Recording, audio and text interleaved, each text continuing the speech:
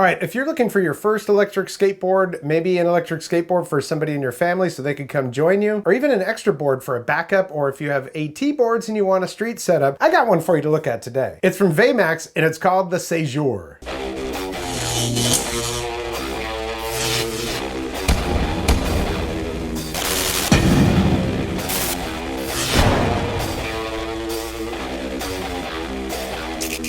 Welcome back, I'm Tony, and I say Cejour because I really don't know exactly how to pronounce it. It's spelled C-E-J-O-U-R, and Cejour, that sounds about right to me. Plus, it sounds fancy. Now, this is a board that I'm pleasantly surprised with. I'm not familiar with VEYMAX aside from these two boards that they just recently released. Don't know if they were around previously. But if so, this is my first experience with them. And I'll tell you what, this weather out here has not been conducive to riding electric skateboards, bikes, scooters, and anything that's outside. I live in the Outer Banks of North Carolina. It's basically a sandbar that sticks out into the ocean. So we got cold, we got wind, we got rain. Feels like temperature of around 17 degrees lately. So if I go out riding, I typically have to wear a full face helmet because otherwise my eyes run and my nose runs so much, you can't even ride. Now, I do have some really nice armored clothing, and you're going to see me wearing that in this video. If you're interested in those, I'll have links down in the description so you can pick some of that stuff up. What's nice about this armored clothing is that it's typically lined with Kevlar. It's got level 1 or 2 pads in it, so even more padding than I'd normally wear if I was wearing shorts and all my pads. It's super convenient to put on, and when you go into some place of business, you're not decked out like somebody from RoboCop or something, you know what I mean? I'm going to share with you the first ride that I did on this, and it was so cold. There was no place to put the mic or anything like that with all the wind, but I do help you out with some text on the screen so you know what I'm talking about. And then later on in the video, I was able to mic myself, so there you go. So right there in the title of this on the website, it says for beginner. This could definitely be for a beginner or for somebody who just needs something for commuting. That last mile board, it's got a handle on it, so it makes it really easy. It's great because you just walk right up, pick it up, and there you go. So carrying this thing onto a bus or around campus or wherever is actually really convenient. It lists for $529, but you can save $150 off and get this board for $379. However, range on this, there are two versions of it. There's the extended range version of it and the standard version of it. 13 miles range for the standard version and 18 miles range for the extended range. And while this weather and stuff has limited my ability to get out and ride, I have gone 9 miles on this and I still have 2 bars left on it. So I think I could get 13 miles out of it. Keeping in mind that I weigh 195, and when they test these things, they say somewhere on this website that their rider was 172 pounds or something like that. So weight, wind, and the types of surfaces that you're riding on, as well as the inclines that you're going to ride on, they all affect range.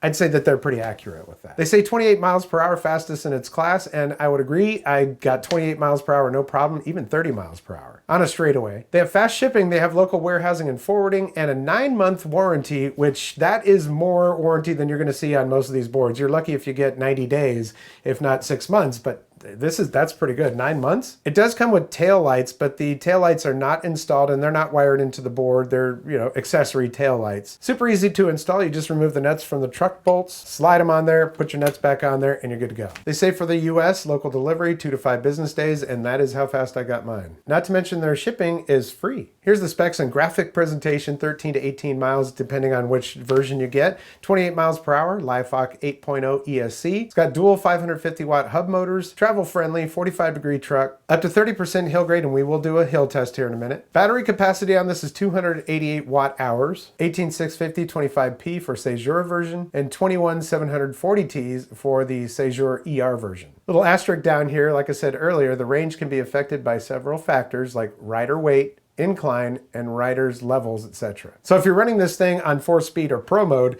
the whole time, well, of course you're going to use up more battery. If it's really windy and the wind resistance is hitting you or you're going up a lot of hills, you get the point. As far as the deck, it's a comfortable deck. I can attest to that. It's 9.8 inches wide where your feet go. It's layered Canadian maple and fiberglass. So somewhere here on the specs, I saw that it said 330 pounds max load. Well, that's what the board can handle, but the deck itself. But I am a 195-pound rider. I don't know too many boards that can handle 330 pounds and perform as they're saying that it will.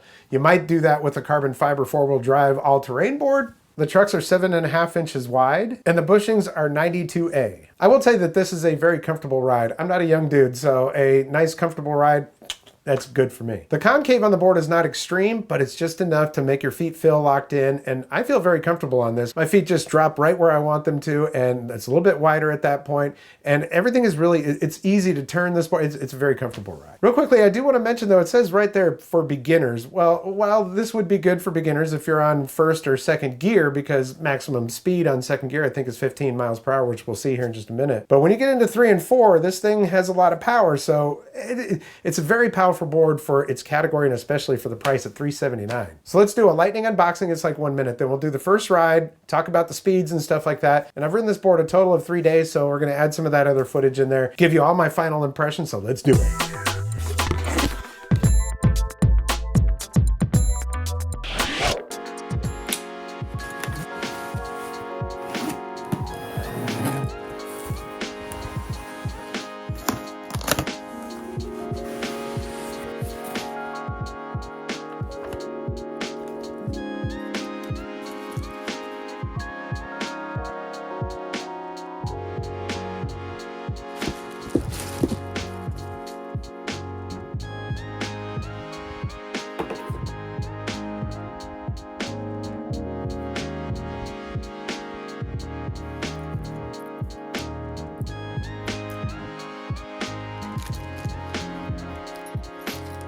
All right, well, let's just see if this thing has push to start.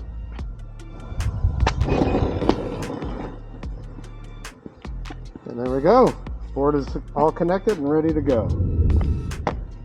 All right, first ride. First impressions right off the bat is that the board feels real comfortable. And right now on first speed, I got the throttle all the way and I'm going 10 miles per hour. Go ahead and take the speed up 1. Oh, got a little kick to it.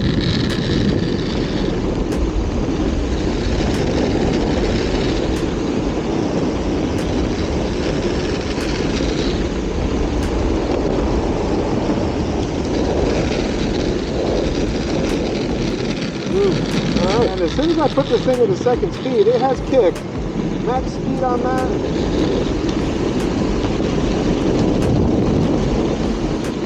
15 miles per hour. All right, well, let's just take this up a speed.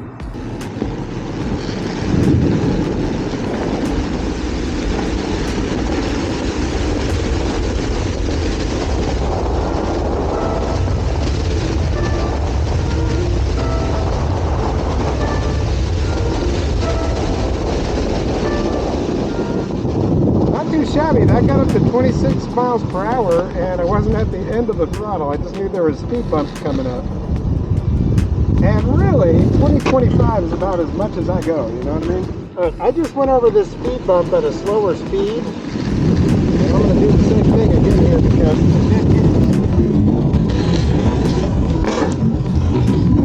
Yep, you can see it right there. So if you have a lot of speed bumps on your path, you might want to watch out for that. Great hill to test on, plus you get that for your view. This is on speed 3, uphill. This is about a 30% grade here at the top, so no problem launching on full throttle there right now.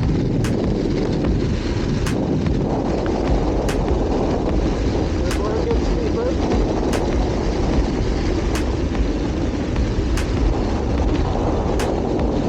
We'll just go one more speed up, starting from a dead stop. We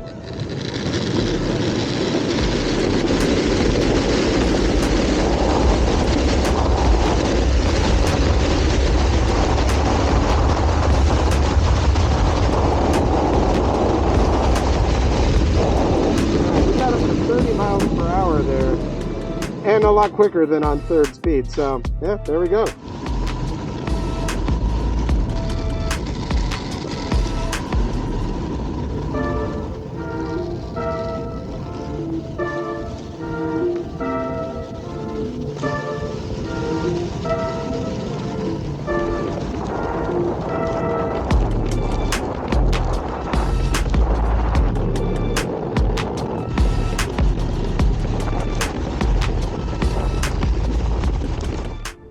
right, well, let's check the brakes on this thing.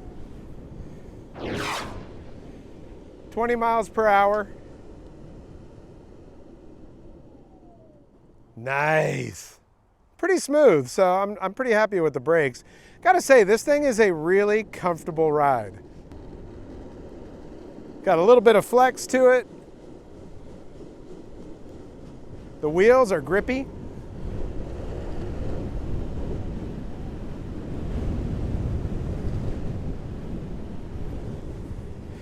And that was at 21 miles per hour, so, you know, not too bad at all, not too bad.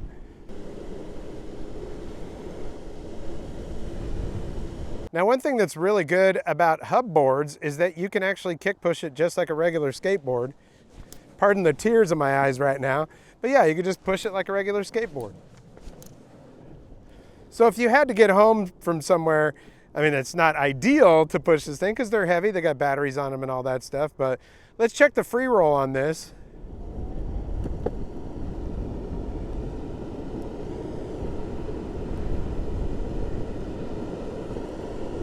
Okay, 23 miles per hour, take that off. No throttle.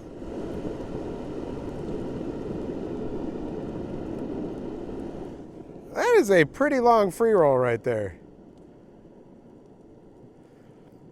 Yeah, I've been wearing my full face helmet for a while now because it's just been windy and cold. Feels like temperature around 17 degrees, winds around 25 miles per hour. And yeah, your eyes start watering real quick with that. Today I went with the half face, but it's still windy enough that I'm getting the tears and the runny nose. One thing I did notice about this board right off the bat is a lot of times the trucks on these boards, when you get them from the factory, well, they're pretty loose. And I always advise to adjust them to your taste. I was pleasantly surprised that these were already adjusted to what I like. They're a little bit tighter. Of course, I could loosen them up, but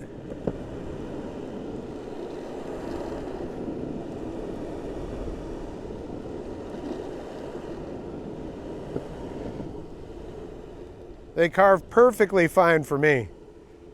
Now, this road right here is nice and smooth, and that's really where this board shines.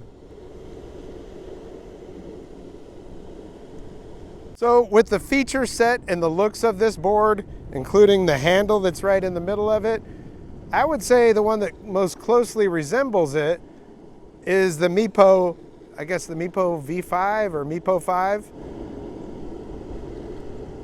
But I gotta say, this actually feels a bit better quality, or just overall better. Now, that doesn't mean that Meepo's not a good company. I really enjoy their stuff. But comparing the two boards that are most comparable, I'd say this feels like it beats the Meepo.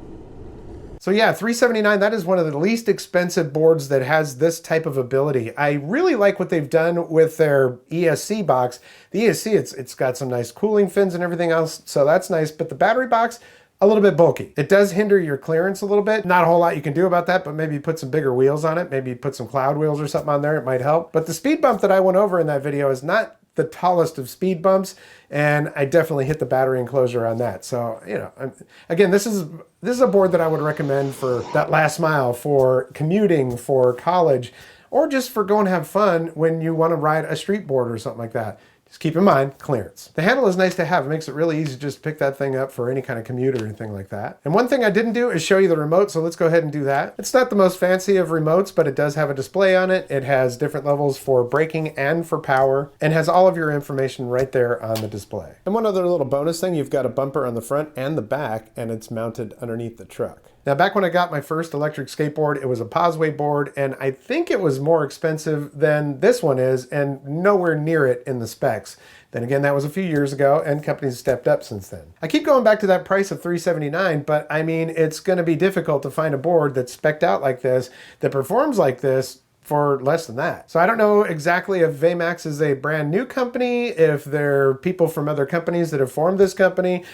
For me, they're pretty new, but I think they've done a good job with this first entry. They have one other board on their website. You can go check that out and put a link down in the description for you. I'm not always the biggest fan of hub motors and urethane wheels and all that stuff, but you know, sometimes it's nice just to, especially when you find a neighborhood with a smooth street like the one that I had in that last one in the neighborhood. It's just a joy to ride, and you get all that carving in and stuff. So it's nice to have a board like this around, even if you do have those bigger, more expensive carbon fiber AT boards. Every once in a while, you just want to jump on one of these. So that is the VEYMAX Cejour. Again, that's how I'm pronouncing it. Standard version, not the extended range. Hey, I want to thank you so much for your support here on the channel. It's because of you that I'm able to keep doing this. The channel's been around since 2013. Over the last couple of years, made a few changes and added more stuff in here that it just always my passions. That's what this channel's been about since the beginning. When I first named the channel, I named it after a Rush album because I'm a big Rush fan. My friend and I were like, what do we name this? Oh, and Vapor Trail's album was just sitting up there, and I was like, that's what I'll name it. So yeah, music, electric skateboards, bikes, scooters,